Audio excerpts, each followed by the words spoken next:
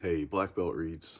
Feels so good to be back talking books again. So this is just going to be recent update, stuff I've read, stuff I'm working on. I'm about over halfway through Stephen King, You Like It Darker. So good. I just pick it up and read a short story every couple days or so and put it down so I can kind of absorb the short stories, and it's so good. It just feels so nice to be wrapped up in a King short story collection. He is a master at his craft, and yeah, hardly ever lets me down. Every one of the stories so far has been good, so that's really good news. I'm also about halfway through Preacher Volume 2. Preacher. So this is this is a thick boy. It's over 1,000 pages. So it's taken me a while, but really enjoying it. Did not expect a lot of the things that have happened in it. I had read Preacher before in the past, but only the first one. I've never actually read the entirety of it, so this is at a point where it's all new to me. So I'm sure I'll have more to say about that.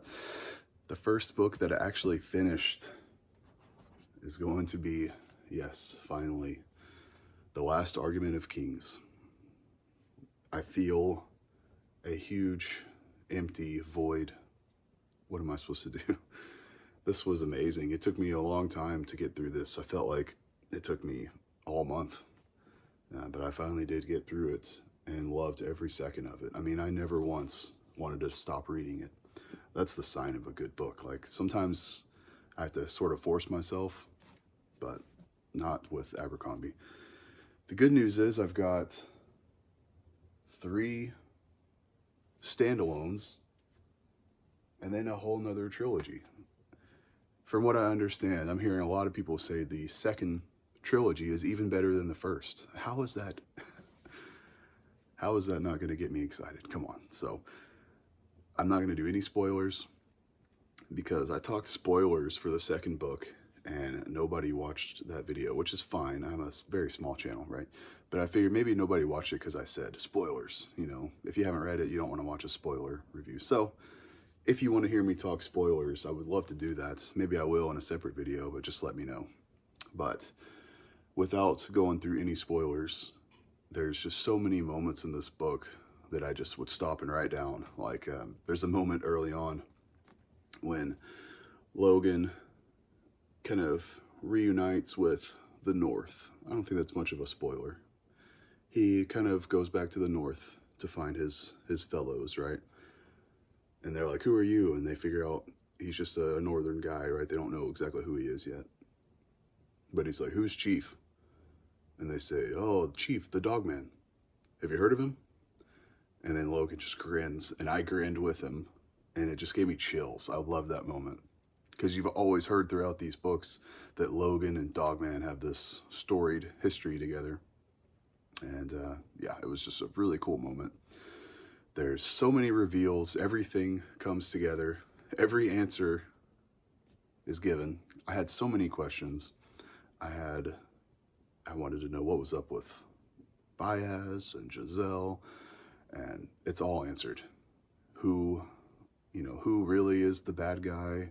Who is the eater? Where's the seed? All these questions finally do get answered, and it's just awesome. And it has some insane twists that one of them at the very, very end of the book, I'm sure everybody that's read this is it's such a huge twist. I was like, what? That is so cool. That's something that would tie in something that happened so long ago, and you finally get you've forgotten about it and it comes back. And that's just so cool how you can do that over a huge story like this. It does end on a cliffhanger, which is kind of funny. It's the end of a trilogy, but it does leave it open-ended. He knew what he was doing. So I'm just curious what the rest of the books are going to be about. I don't know if it's like a whole nother set of people or if it's the same people. I don't know, but I'm so excited to continue reading it. But I will probably take a break and read other things. I like to delay the pleasure.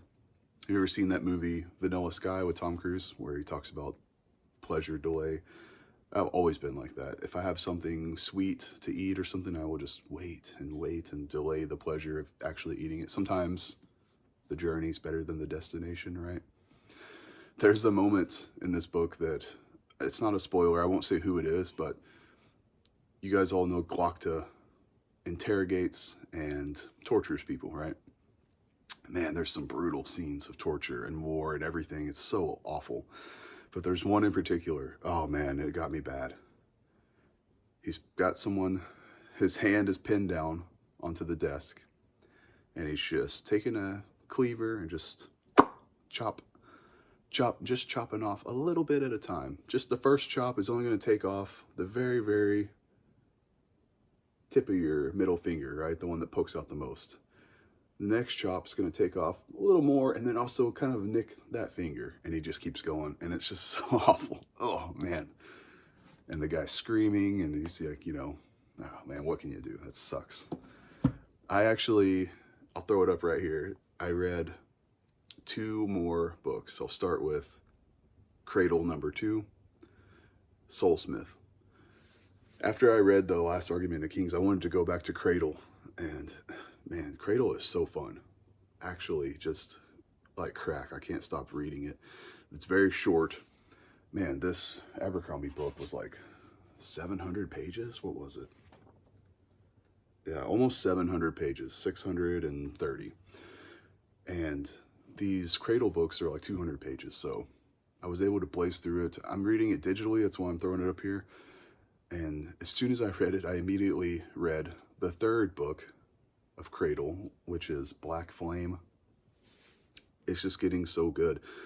Our little guy, Lyndon, so weak, so helpless, slowly developing these abilities, and then starting to really develop some abilities. It's just so cool to see. You have this overarching theme of these huge, godlike beings, and how is Lyndon gonna ever compete with these guys, starting out literally so weak that he can't even fight a small girl? I mean, it's really cool, really interesting. I think there's 10 books. I've already read 3 of them, so that's pretty cool. I'm gonna be reading the 4th one soon for sure, because it's so hard not to read them. I also did a Star Wars book. It is Crimson Empire.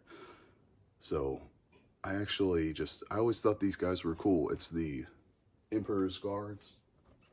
I actually have a figure I haven't opened yet right here. These guys, I always thought they were so cool, but you don't really know anything about them, right? This is a story of basically 2 of Emperor Palpatine's guards, and they are sort of in competition with each other to see who is the best. One of them kind of goes over to the dark side whenever the purge happens and the Emperor initiates all the betrayal and everything. And then the other one sort of goes into hiding and wants to be good. Just really cool, really interesting. So Karnor, Jax, and Kir Kanos. I keep getting them mixed up. I can't remember which one's which, actually. The art was really fun. Very old Dark Horse Star Wars comics. Yeah, really enjoyed it. The last book I have here actually is, I talked about this a little bit in my last video, To Kill a Mockingbird. I read this whenever I was a kid, but I didn't really remember.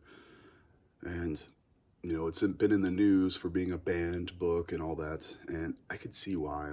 It's banned, because it's got so much vulgar language, so many racial slurs. It's tough, you know. I don't feel like kids should maybe be reading this anyway, because they're not going to appreciate it for what it is. You got to come back to these whenever you're an adult, I think, because I didn't really appreciate it whenever I was a kid. But coming back to it as an adult, I had such a deep appreciation for the novel. I can't even really read anything because it's got so many N-bombs, and nobody wants to hear me say those, and I don't want to say them. But that's just how people talked back then. It's just a kind of a sad truth. I am from the South. I'm sure y'all can tell I'm from the South. And I have people in my life that talked like that growing up. And it always made me uncomfortable. I also had really good people that would say, hey, don't say that, you know, but it's tough. The ultimate point of this, though, is that Atticus Finch was trying to fight against that, you know, and we live in this world today where it's not such an issue. Of course, there's still awful people, but everything is much more acceptable nowadays, the way people were treated, generally. But I'm a white guy, so what can I say? I don't really know for sure, I guess. But this was a beautiful book, coming of age. I could see why it's kind of considered a kid's book, because it's sort of a coming of age book. And those moments were beautiful. And I did a little bit of a deep dive just reading about Harper Lee. And it's just so crazy that she just wrote this one book and won the freaking Pulitzer Prize, right? And then was done. I know there's a second book, but I think there's a little controversy around that. I'm not going to read it just because I think it's just the same story kind of told again. I don't know. And it came out when she was, you know, very, very close to her death, which is, a lot of people say maybe she was pressured into signing something when she didn't really understand because she had dementia, maybe. I don't really know for sure. Either way, this was one of the best books I've read in a long time. Of course, everyone knows it is. Just be aware that you're going to be reading a lot of the vulgar language.